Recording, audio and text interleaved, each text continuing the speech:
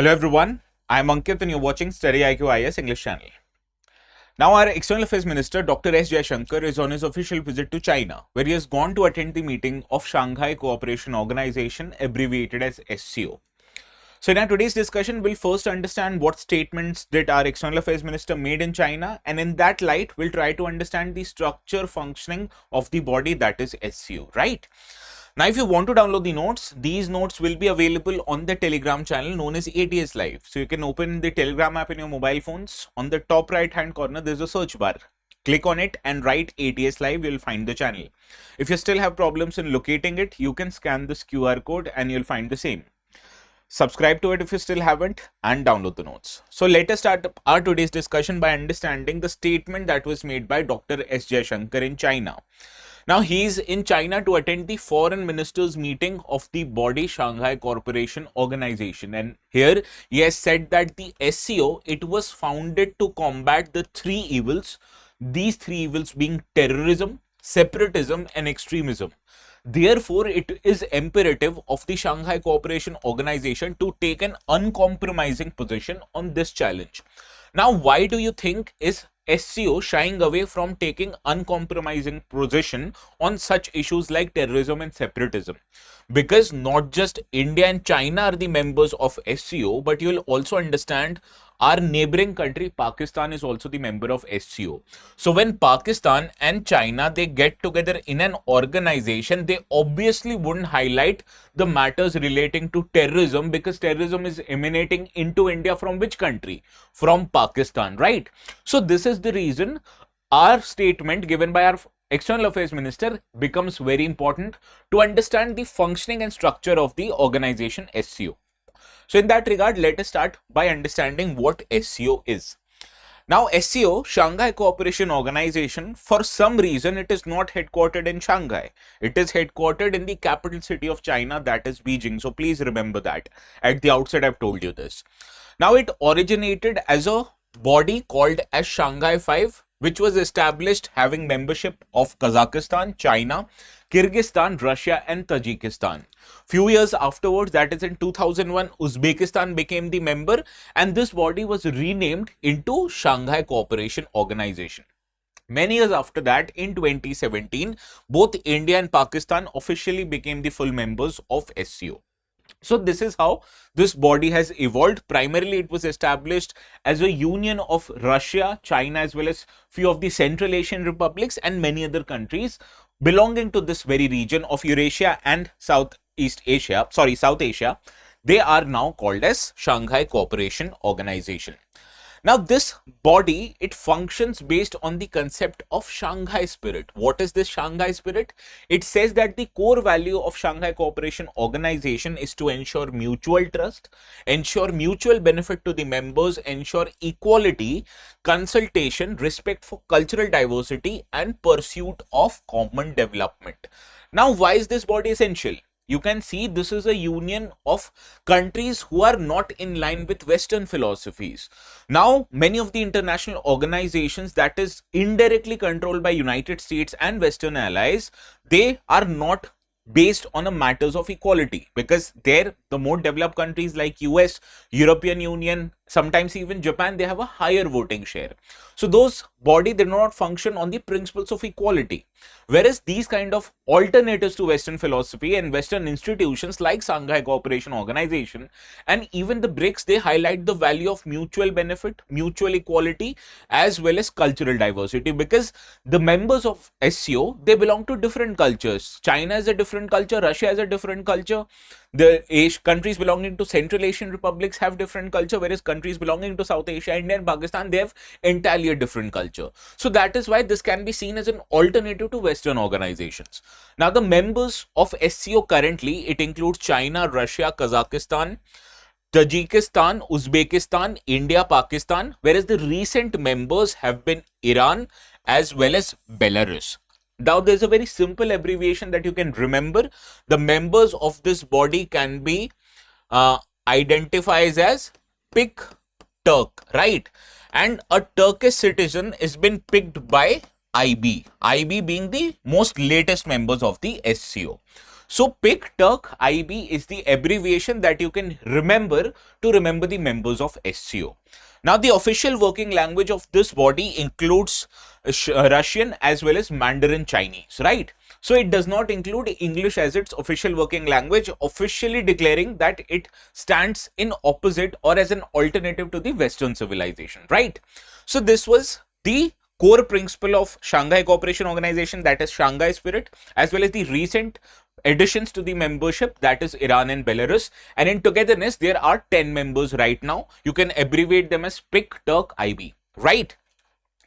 It is very easy to remember. A Turkish citizen has been picked up by Intelligence Bureau, IB, right? So you can remember that.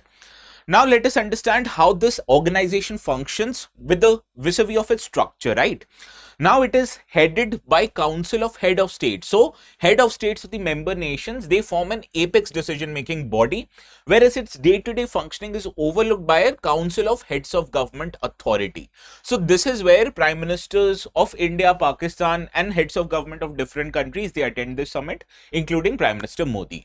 Now this is second in line council, but majorly the purpose of Council of Head of State is to give a direction to the organization, whereas day-to-day decision making is made obviously with the permission of the government of the countries, right? Now it also includes two permanent bodies. First is the Secretariat, which is headquartered in Beijing, Shanghai, and another one is a regional anti-terrorist structure, RATS, which has been headquartered in the city of Tashkent in Uzbekistan. So these are the two permanent bodies belonging to SCO. There are other councils also which meet frequently before and after the annual SCO summit. This includes Council of Ministers of Foreign Affairs, where the meeting of foreign affairs ministers is happening in China, where Dr. Jaishankar is went. Similarly, defense ministers meeting also happened. India's defense minister, Mr. Rajnath Singh, went to China last month only to attend this meeting, right? Similarly, there's also a Council of National Coordinators, Business Council of SCO companies. So major companies located in these economies, they also interact with each other in the aegis of SCO Business Council. Similarly, there's also an SCO Interbank Consortium, which includes the central banks of these countries. So from India, RBI is represented in this body, right? So this is how this basically is evolved into a political, economic, as well as a international organization, right? So this is the structure of SCO. Now, what you need to understand, what are the major goals and objective of SCO? What does SCO want? SCO, first of all, wants to strengthen the relations among these member states, and obviously the importance of these bodies like SCO becomes very important for India, because on one hand, India is trying to repair its relations with China so as to provide a counter to Western civilization, and here interactions between the different members of the government, heads of state of these countries can play a pivotal role in cooling down of tensions between India and China. Similarly, it also wants to promote cooperation in the field of political affairs, economics, trade, scientific, technical, cultural, education. So basically this covers a broad themes, and it also includes themes that are of interest of members country like energy, transportation, tourism, as well as environmental protection. Also, this wants to safeguard regional peace by ensuring security and stability, and this is where the importance of dealing with terrorism, separatism becomes very important. On one hand, this body includes countries like Pakistan, who are global perpetrators of terrorism.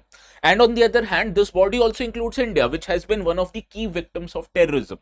So dealing with the issue of terrorism, this has to happen from a global body, which includes both of these countries, that is the victims as well as the perpetrators, right? So this is where the importance of SCO lies. Also, it needs to create democratic, equitable international political and economic order, which can be seen as an alternative to Western bodies like WTO, like IMF, like World Bank, which are not seen as an equal body, right? Because these bodies directly or indirectly favors the more powerful economies and more powerful political countries.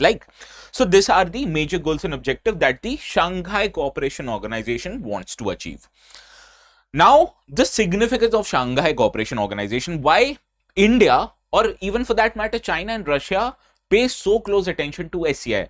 There must be some reason, right? I'll tell you the reason. First of all, this is world's largest regional organization in terms of its geographic scope as well as the population of these member countries.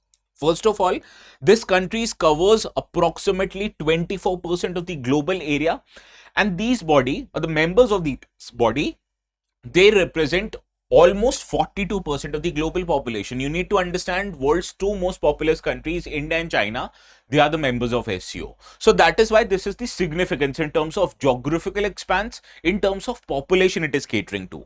Also, in terms of economy, it is also very significant. As of 2024, if you combine the nominal GDP of all these members countries, they account for almost 23%, almost a quarter of global GDP. Whereas GDP, if you calculate it on the basis of purchasing power parity, they account for more than 1/3 of world's GDP. So it includes two of globally five most dominant economies, that includes China and India. That is why these have a significant economic heft in addition to geographical expanse as well as population it is catering to. So that is why SCO becomes very important, and especially it becomes important for India, first of all, to mend its relations with China, and in addition to that, counter the terrorism that is perpetrated by other members of SCO like Pakistan. Understood? So these were the things that you need to remember about SCO. Now we are taking admissions for batches, especially for students who are looking to give exams in 2026, in 2027 and 2028. You can still take admissions to one of these batches. We are allowing admissions up till few days from now, that is 20th of July. What you need to do, go to our website, pick a course according to you, and all of these courses are exclusively available in English language, right? What you need to understand, to get the best rates possible on our website on not just these courses but any courses, you have to use the code ATS Live, because this code helps you get discounts and helps you save a lot of money, right? Now let us come back to the practice question that I've curated based on our today's discussion. With reference to SCO, consider the following statements. There are 3 statements and you have to identify which of the following, how many of them are correct. Please do let me know the correct answers in the comment section. If you answer it correctly, you'll receive a thumbs up from my side. And once again, if you want to download the notes, these will be available on the Telegram channel known as ATS Live. So go to this channel and download the notes. We'll see each other again. Please have a very good night.